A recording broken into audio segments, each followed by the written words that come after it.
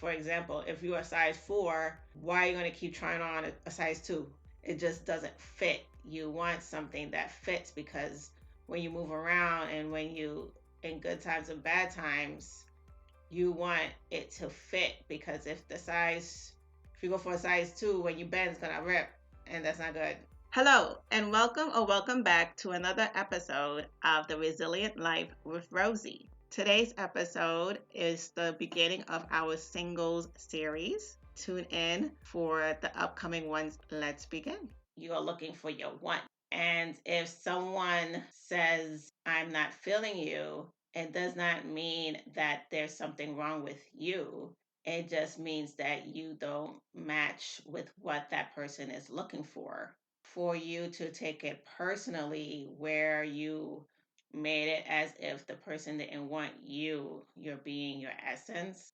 With non negotiables, the thing with those mean they're non negotiable.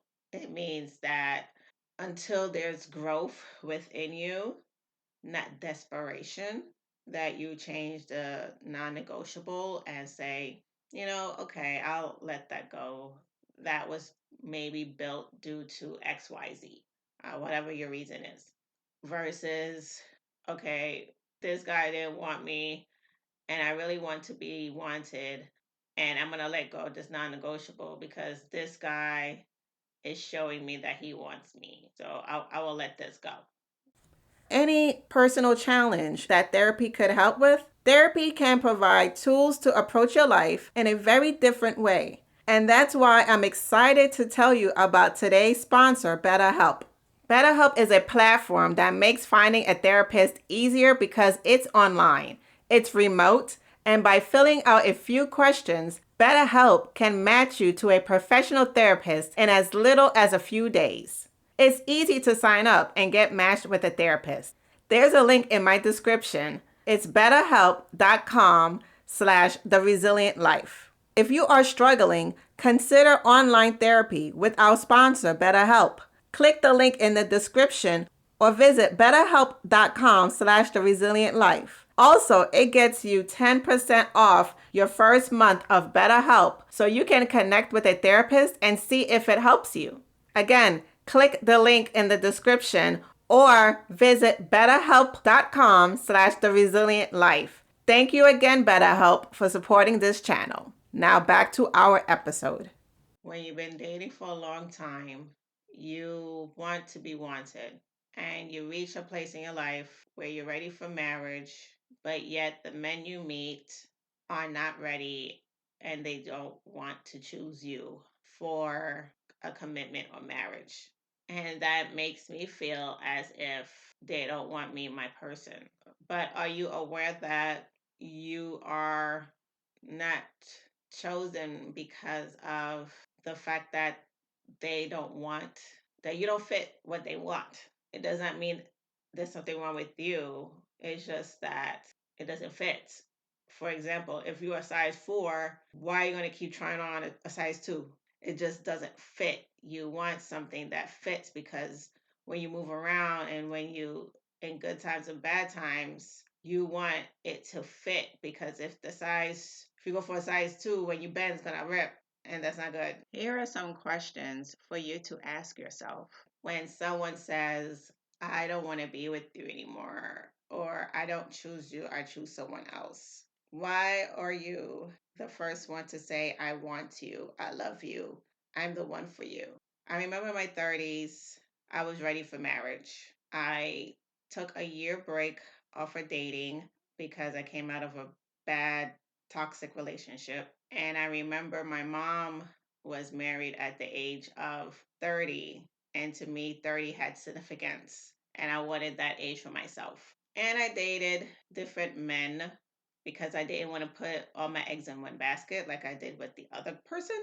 So this time I said I will date around until a person says to me they're ready to commit to me. I dated around and then had a couple of blind dates, which were terrible. And then one guy I was dating for, I believe, let's say 6 weeks. And then met another guy at the last of the 6 weeks. And then The 6 weeks guy said he's ready to commit to me. I like the fact that he was determined to say, hey, a year from now, we'll say if we got to get married or not.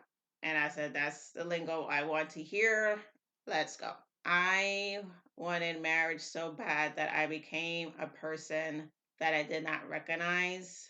I tolerated a lot of things of him because I saw my friends tolerate the same things. And I thought, if they can do it, I can do it. And maybe they were patient with their person, but I realized I was tolerating. Remember to subscribe and click the notification bell. If you're listening on Apple or Spotify or whatever audio podcast, make sure to subscribe, like, and comment. Be kind and share. And there is a difference between patience and tolerance. Patience is when you put up with something with understanding, whereas tolerance is further than that. You put up with something, but in turn, you start to resent the person. And I honestly started to resent him because he deemed himself perfect.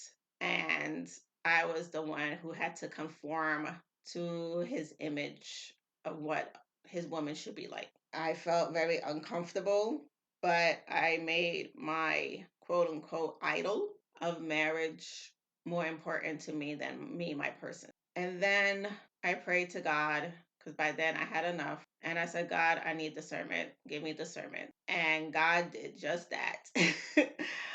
Within a month, the guy broke up with me.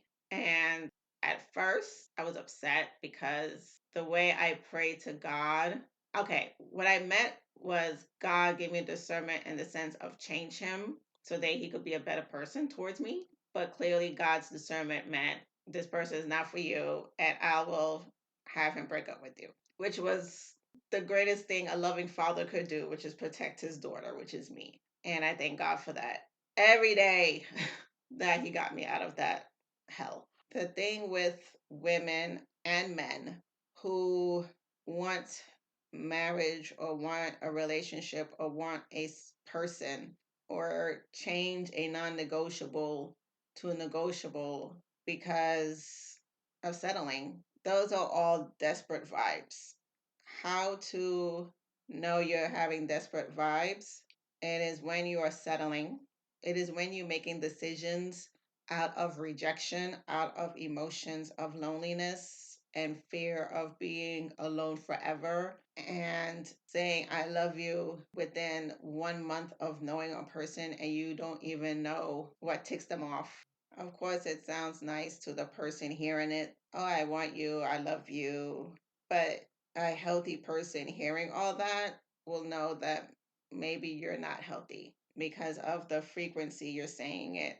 And there's some unresolved issues on your part to heal from rejection and not to take rejection as a personal assault. And here are three main takeaways of how to show yourself desirable. One, know your worth.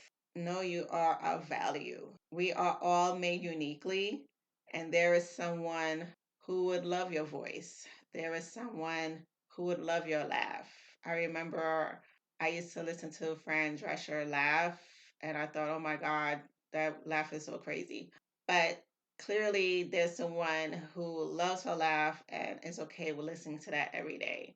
And I remember for myself, I had a hard time with my voice because I didn't like it. And then once I became comfortable with my voice, I was happy enough to be okay if someone said something about my voice or my accent, because to me, I was like, whatever to you, find the person whose accent you would like, because this is my voice and I love my voice. I love the tone of my voice.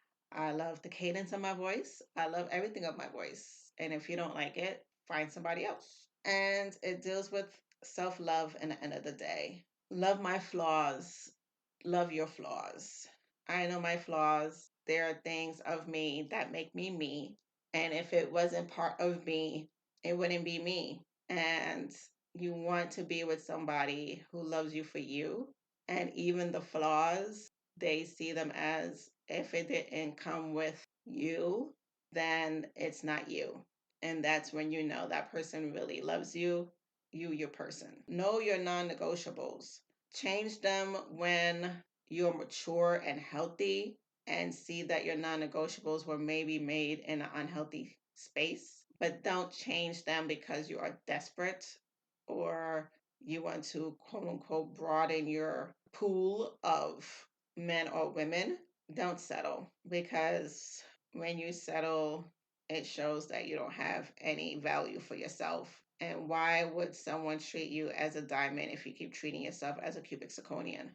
I'll be having a singles course, Thriving in Your Singles in Your 30s, starting mid October. Please check the link in the description for more information.